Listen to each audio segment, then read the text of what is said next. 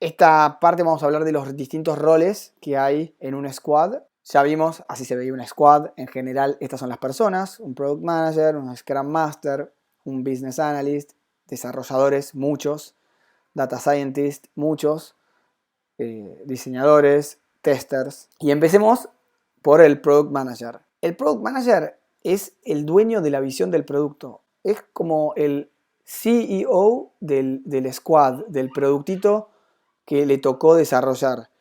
Por ende, es el que va a tener la palabra final de qué es lo que se hace y qué es lo que no se hace. Pero para eso va a tener que entender mucho del problema que está resolviendo. Entonces, yo como Product Manager tengo que entender que mi buscador de Netflix o mi recomendador de películas tiene que entender a la perfección cuál es la necesidad de esa persona, en qué contexto ve esa película. ¿Ve la película a la noche? ¿Desde dónde? ¿Desde su teléfono o desde su computadora? ¿Es suya o es compartida?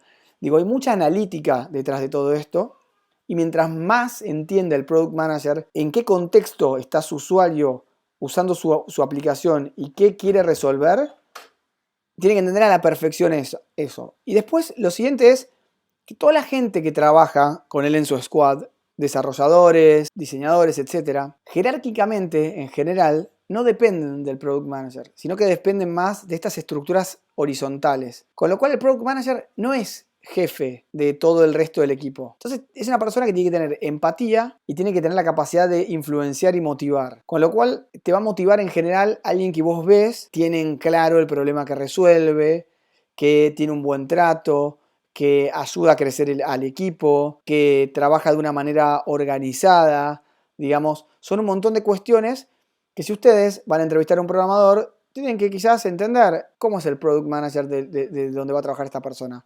Porque es alguien que va a hacer que sus días sean mejores o que sus días sean peores. Y lógicamente es alguien que va a tener trato con equipos de UX, con equipos de desarrollo, con con gente de negocios, y que tiene que tener no solamente skills de comunicación, sino cada vez más skills técnicos. Un product manager tiene que tener skills de SQL, tiene que tener la capacidad de poder manejar herramientas de analytics, no solamente herramientas de terceros o web como Amplitude o Google Analytics, sino herramientas para explorar la base de datos del propio sistema que maneja y poder sacar conclusiones. Ese es el rol a grandes rasgos de un Product Manager. Después está el Team Leader o Tech Lead, que en esta célula es como el gerente de tecnología, el CTO de ese equipo, y es el que asume la responsabilidad técnica, porque si bien el Product Manager tiene que ser robusto técnicamente, sin duda, el otro es el arquitecto, el que va a hacer que uno construya una solución que no solamente resuelva una problemática, sino que sea escalable, que tenga una calidad de código, que pueda guiar al resto del equipo técnico, que los capacite, justamente que colidere el squad con este Product Manager. Y en general son personas con skills de arquitectos, tienen que ser sí o sí senior developers, gente que tiene que pensar en cómo voy a ayudar a que el resto de mi equipo aprenda más sobre la tecnología o diferentes tecnologías. Entonces, muy importante entender, ¿quién es el tech lead del equipo donde yo voy a laburar? ¿Cómo es la cultura? ¿Me hace code review? O sea, ¿revisa mi código? Cada vez que uno programa, uno tiene que mostrarle el código a otra persona. Es una buena práctica y se ve si está bueno o está malo o tiene errores o lo que fuere. Y eso, si bien parece que es como lento, hace que el proceso sea eh, mucho más escalable, mucho más seguro. Y a los programadores todas esas cosas les gusta porque dicen, es una forma de aprender. Entonces es interesante entender. Este CTO tiene conocimiento de la industria, entiende el negocio, siempre es mejor. Siempre es mejor quien tenga esa parte para que no prime únicamente la parte tecnológica. Bueno, y en términos generales, ese es un tech lead. Ahora pasamos al Quality Assurance Engineer, que es la persona de calidad. Y es un rol que fue evolucionando en el tiempo. No es simplemente alguien que agarra la aplicación y tiene que garantizar de que funcione bien y hace lo que se llama el testing funcional. Testing funcional es, a vos te dan una aplicación, te dan, como decíamos antes, la aplicación de Netflix y te dicen, bueno, tenés que usar el buscador, escribir ciertas cosas y te tiene que dar ciertos resultados. Entonces el QA prueba todos esos casos funcionales que funcionen efectivamente como se habían proyectado. Eso es sumamente importante, es lógico que tiene que andar bien ese caso funcional, pero además este rol de QA Engineer ya es un poco más sofisticado y empiezan a buscar las empresas que estas personas sepan programar algo, porque requiere que hay formas de testear cosas que se pueden programar. Vos podés programar, imagínense que a veces hay que testear una aplicación no solamente en un tipo de navegador, sino en distintos, no sé, en un Google Chrome de distintas versiones, en un Safari, en un Mozilla, por ejemplo, una aplicación para Android, pero que puede ser para un Samsung y para distintos modelos de Samsung, para distintos modelos de Motorola. Todo lo que uno pueda automatizar en ese aspecto es crucial para el proceso. Y por eso lo que se busca es que esta persona tenga conocimientos de programación para que pueda crear estos tests. Con lo cual, bueno, también tiene que saber de SQL y tiene que saber de otras herramientas para poder testear, como Postman, Selenium, Jenkins. Uno no solamente testea lo que se ve, sino que también testea lo que no se ve, lo que está en el backend, ¿cómo se llama? Che, hay que testear que si hago esto, pasa esto en el backend. Pero uno no tiene ninguna interfaz visual para testear. ¿Y cómo testeo? Bueno, hay herramientas que sirven para testear ese tipo de cosas. Entonces, este rol puede ir desde algo muy básico, llámenle algo que puede hacer cualquier mortal o cualquier usuario, que es un testing funcional, hasta algo mucho más sofisticado que es agregarle tecnología al proceso de testeo. Seguimos pasando y nos vamos acercando de a poco a a lo que llamamos programadores, ¿no? Pero digo, toda esta gente es técnica y y cada vez sabe más sobre programación, incluso toca líneas de código y se buscan mucho en el mercado, cada vez escasean más. El business analyst es un rol que no tienen todas las empresas. Antiguamente podría ser el que se llamaba como analista funcional, pero no es tan así. Pero bueno, como les dije antes, el mismo rol no es el mismo en cada una de las empresas. Así que pregunten y vean e indaguen porque no hace lo mismo cada rol en cada empresa. El business analyst es alguien que trabaja muy codo a codo con el product manager, con el tech lead, porque es el que entiende las necesidades del negocio y tiene las habilidades técnicas para poder traducir eso en necesidades al equipo técnico, ¿no? Entonces, es alguien que, suponete, si trabaja en un banco, tiene que entender de normativa del Banco Central en Argentina, tiene que entender de plataformas, tiene que entender de medios de pagos, pero además tiene que poder hablar con gente técnica y tiene que poder unir esos dos mundos. Tiene que tener ciertos conocimientos técnicos, entonces tiene que tener la capacidad de no digo programar cada vez más, pero sí poder hacer algunas consultas a las bases de datos, con lo cual conocimientos de SQL, de reporting. Y es alguien que va a estar en muchas reuniones porque justamente tiene que interactuar con muchas partes de la empresa. No todas las empresas tienen un business analyst en su squad. Muchas veces esto lo hace a veces el mismo tech lead, a veces lo hace el mismo product manager. Por eso les digo, es importante entender con qué tipo de empresa están hablando y qué tipo de empresa tienen enfrente. Así que bueno, toda esta gente es la gente con la que interactúan los programadores en el squad, así que nos vamos acercando a los distintos tipos de perfiles de programadores que hay. Y el que ya es cada vez más programador, pero todavía no, es el UX, UI, Product Designer. En las empresas más modernas buscan este tipo de rol. A veces uno dice quiero un diseñador, a veces alguien dice quiero un Product Designer, un UI, un UX es experiencia de usuario. La experiencia es básicamente cómo voy a lograr resolver una problemática en una plataforma. Entro en el buscador, escribo, aprieto enter, no tengo aprieto enter para buscar o no aprieto enter. Tengo que ir al botón, hacer clic, esa es la experiencia. Tengo que, no sé, digo, todas esas optimizaciones que uno puede hacer, todo eso hace a la experiencia.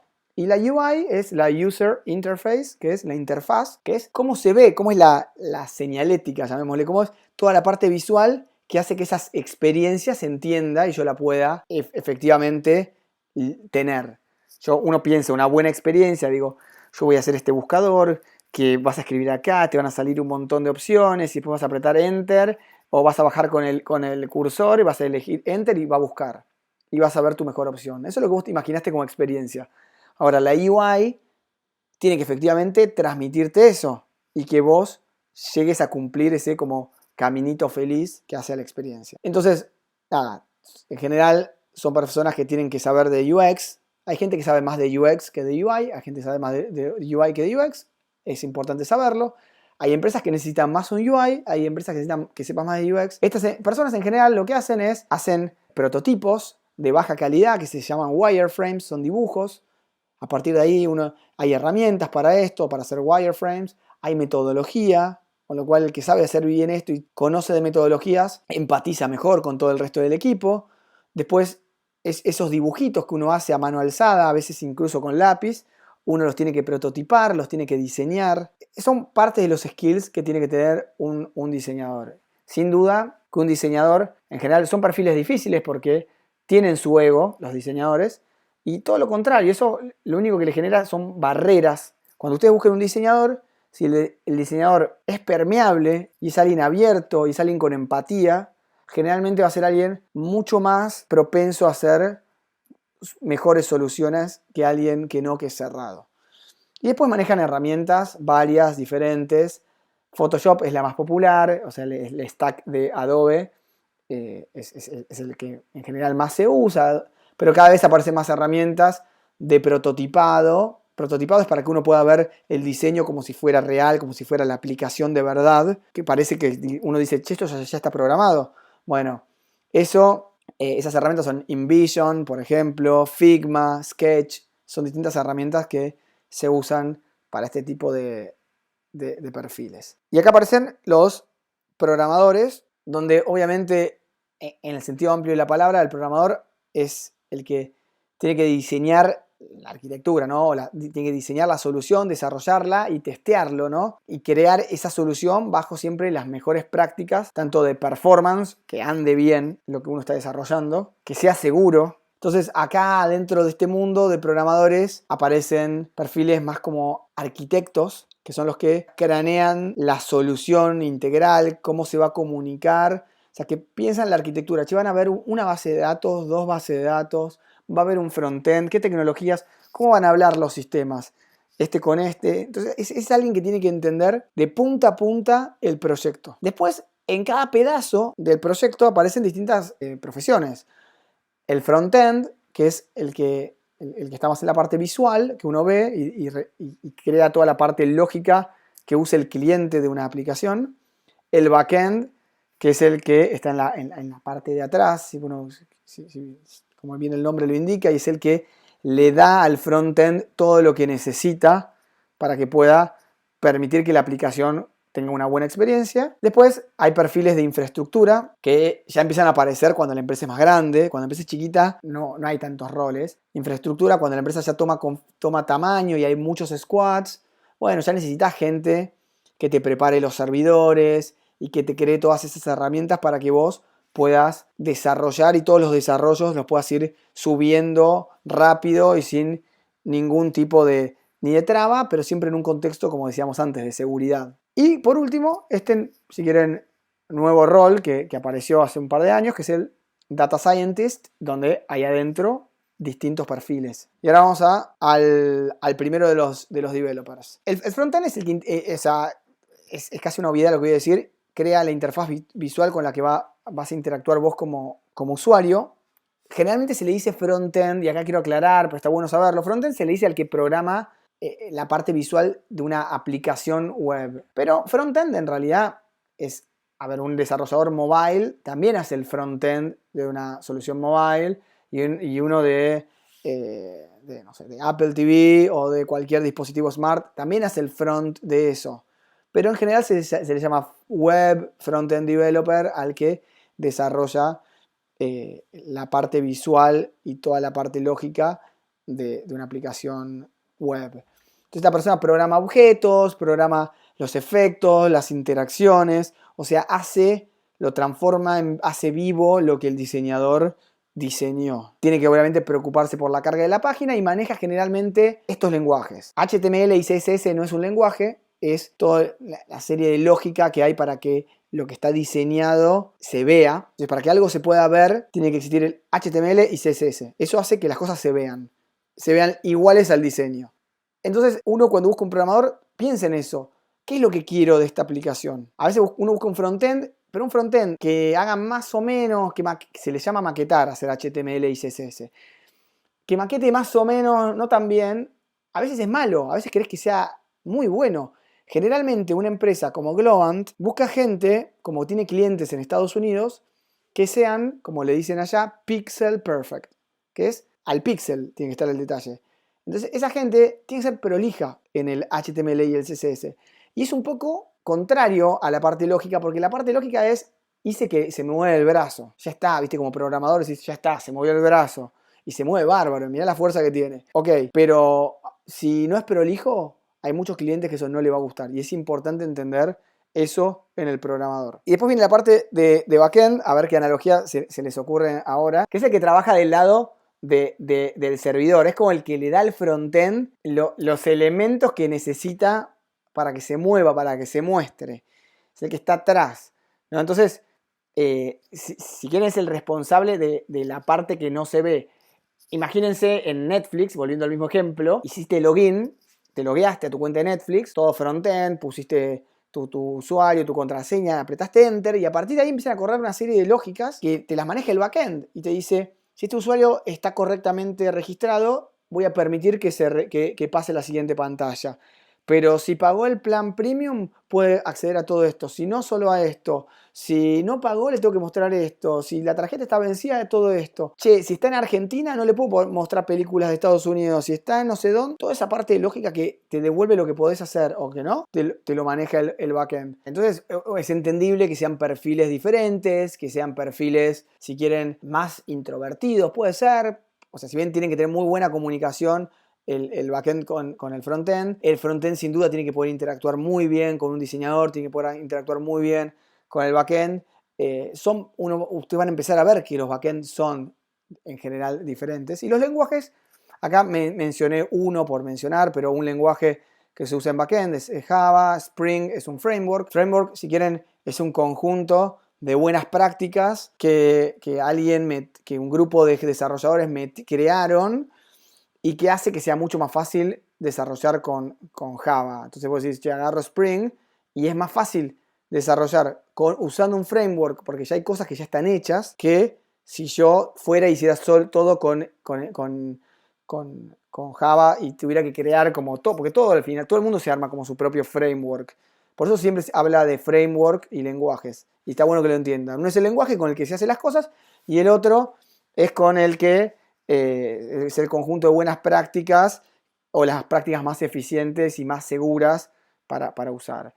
No voy a mencionar acá, o sea, esto es como para que ustedes digan, ok, backend, entiendo cómo es esto, qué lenguaje voy a buscar. Yo sé que ya saben mucho más lenguajes que esto, pero quizás este contexto que les damos los ayuda a entender un poquito más a la hora de hacer research en Google sobre las diferentes tecnologías.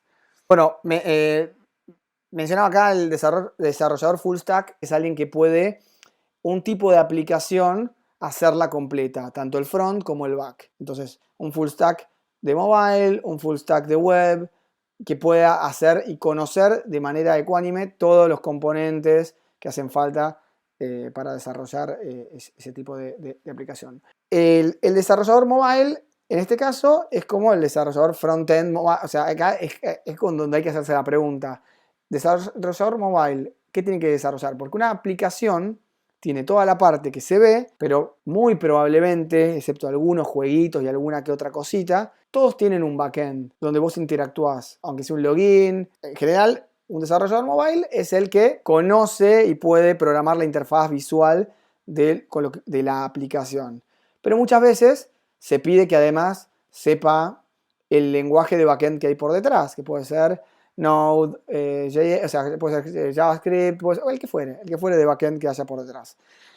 Este perfil, igual que los programadores frontend web, trabaja muy codo a codo con diseñadores y si él no hace el backend, trabaja muy codo a codo con los backend developers. Está bueno esto como para empezar a entender las relaciones. En el caso, si programa para iOS, que es el sistema operativo de los teléfonos iPhone, probablemente tenga que desarrollar en Swift, que es el lenguaje de programación, y si desarrollara para Android, que es para cualquier teléfono, un Samsung por ejemplo, va a tener que desarrollar o en Java o en Kotlin, que es una tecnología un poquito más nueva, con el framework que haga falta usar. Después empiezan a venir ya otros roles, gente de infraestructura, DevOps, DBA, sysadmin. Digo, fui yendo siguiendo de los más modernos a los nombres más old school y que hacen otras cosas o no tan completas como se hace hoy en día. Quizás hoy el DevOps es como el que está más de moda escuchar y es aquel que, como hablamos al principio, es el que construye toda la infraestructura donde se va a montar el servidor, el web service que hace el backend developer, donde se va a montar el frontend, donde se va a montar todo que tiene que permitirle a los programadores o al resto del equipo poder, como dijimos antes, trabajan con metodologías ágiles, con lo cual hago un cambio, lo tengo que subir, hago un cambio, lo tengo que subir, hay un error, lo corrijo, vuelvo a la versión anterior. Todo eso, que se llama deploy, tiene que ser de la manera más automatizadamente posible, con lo cual de eso se encarga este rol, que tienen que administrar esos servidores, tienen que testear que funcionen bien. A veces los servidores, alguno deja de andar, alguno anda lento, alguno está sobrecargado porque tiene muchos usuarios. A veces está sobrecargado porque recibo ataques de seguridad, entonces tengo que también tener las herramientas de seguridad instaladas correctamente.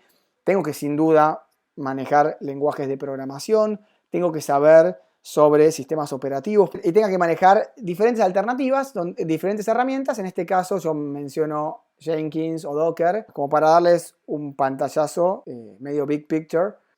Después, hablando de los data scientists, y acá ya estamos terminando, ¿no? Ya, el data scientist, uno lo ve como algo genérico, pero hay distintos roles en todo lo que se llama data science. El primero, si quieren, es el data engineer, que es el que está al principio de la cadena. Es el que, en general, el expertise es recolectar grandes volúmenes de data que vienen de distintos lugares, que viene desestructurada, quiere decir que no viene toda prolijita y todo igual, como la tiene como que juntar y amalgamar en una base de datos, limpiarla y ponerla a disposición del resto de los data scientists.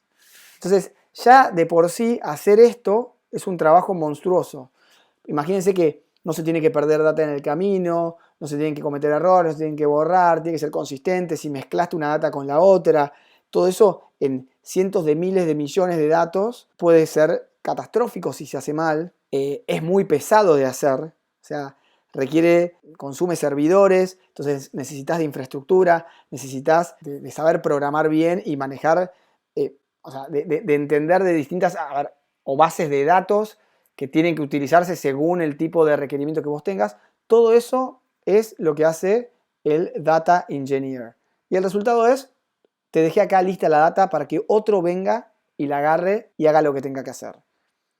Y dicho esto, esa otra persona puede ser un Data Analytics, que ya tiene, si queremos ese Data Lake ya trabajadito, y tiene que encargarse, si quieren, de procesar un poco la data, pero ya está bastante trabajada, la transforma un poco y más bien la analiza.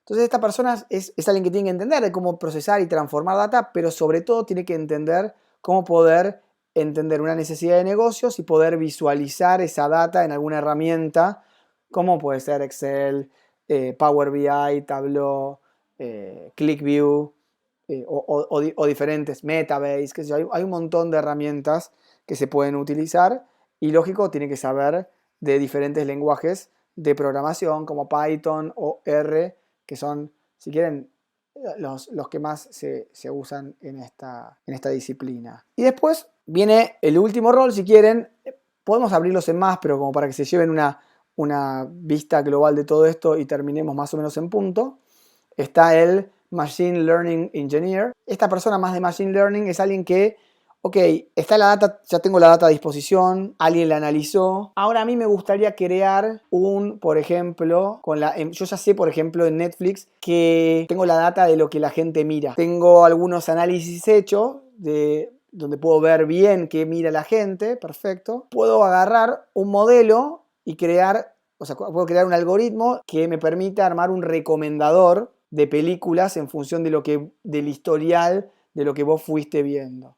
Entonces, esta persona es alguien que está más familiarizado con algoritmos, con modelos, con crear modelos y finalmente esos modelos ponerlos en producción, porque el modelo así solo no hace nada. Necesitas que el modelo esté montado en una infraestructura, que hable con un backend, ¿no? Y que también el frontend muestre ese resultado.